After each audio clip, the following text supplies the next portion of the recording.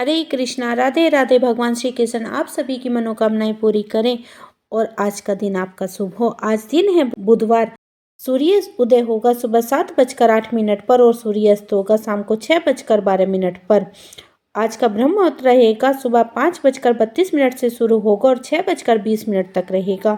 अभिजीत मुहूर्त आज नहीं है। अमृतकाल रहेगा दोपहर में 3:59 से शुरू होगा और 5:30 तक रहेगा। और राहु काल रहेगा दोपहर में 12:40 से शुरू होगा और 2:03 तक रहेगा।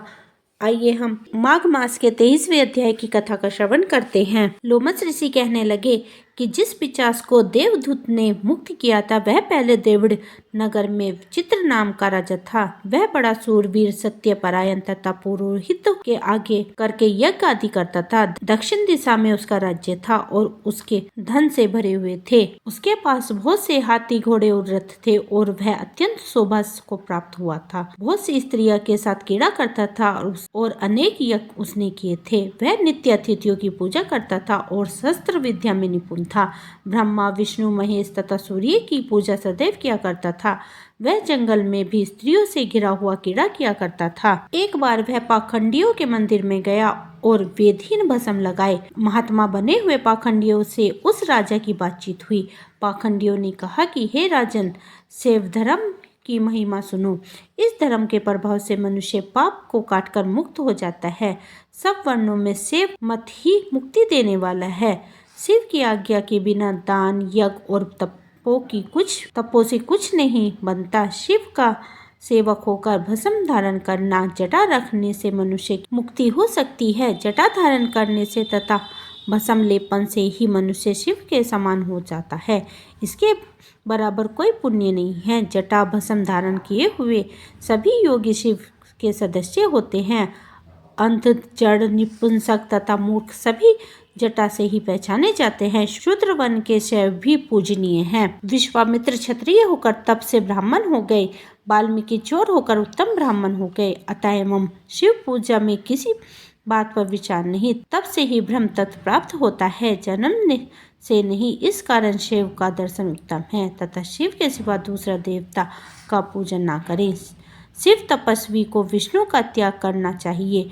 विष्णु की मूर्ति का पूजन नहीं करना चाहिए। विष्णु के दर्शन से शिव का द्रोह उत्पन्न होता है और शिव के द्रोह से रोवक आदि नरक मिलते हैं। इसी से भवसागर से पार होने के लिए विष्णु का नाम भी नहीं लेना चाहिए। शिव भक्त निसंकर होकर जो शिव से प्रेम करता है वह कैलाश में वास करता है, इसमें कुछ संदेह नहीं है।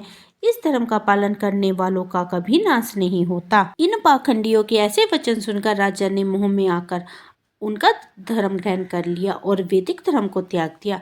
वह श्रुतु, स्मृति और ब्राह्मणों की निंदा करने लगा। उसने अपने घर में के अग्निहोत्र को बुझा दिया और धर्म के कार्य बंद कर दिए। विष्णु की निंदा और वैष्णव से द्वेष करने लगा और बोला, कहाँ है विष्णु? कहाँ देखा जा सकता है? कहाँ रहता है? किसने देखा है? और जो लोग नारायण का भजन करते थे उनको दुख देता था। पाखंडियों को मत ग्रहण कर राजा वैदिक धर्म, व्रत, दान और दानियों को भी नहीं मानता था। अन्याय से दंड देता तथा कामी राजा सदा स्त्रियों के समूह से घिरा रहता और क्रोध से भरा रहता। गुरु तथा पुरोहितों के वचन को नहीं मानता। पाखंडियों पर विश्वास करते हुए उसको गांव, हाथी, घोड़े और स्वर्ण आदि देता था। उनके सब कार्य करता, भस्म धारण करता और मस्तक पर जटा रखता था। और जो कोई विष्णु का नाम लेता उसे मृत्यु दंड दिया जाए।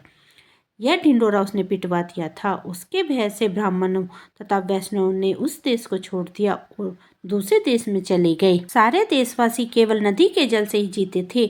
जीविका से दुखी होकर वृक्ष आदि नहीं लगाते थे, ना ही खेती बाड़ी करते थे। प्रजा अन्न के अभाव में गला सड़ा अन्न भी खा लेती थी।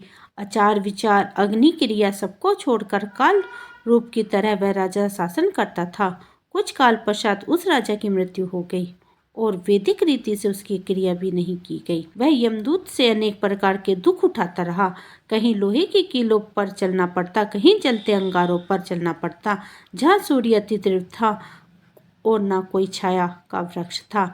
कहीं लोहे के डंडों से पीटा गया, कहीं बड़े बड़े दांतों वाले भेड़ियों और कुत्तों से काटा गया। इस प्रकार दूसरे पापियों का हाहाकार सुनता हुआ वह राजा यमलोक में पहुंचा। बोलिए कृष्ण भगवान की जय। इसी के साथ हमारा 23वां अध्याय समाप्त हुआ। उम्मीद है आपको मेरी ये वीडियो पसंद आई होगी। पसंद आई है तो वीडियो को लाइक कीजिए और चैनल को सब्सक्राइब कीजिए और अपने परिवार और मित्रों में शेयर कीजिए।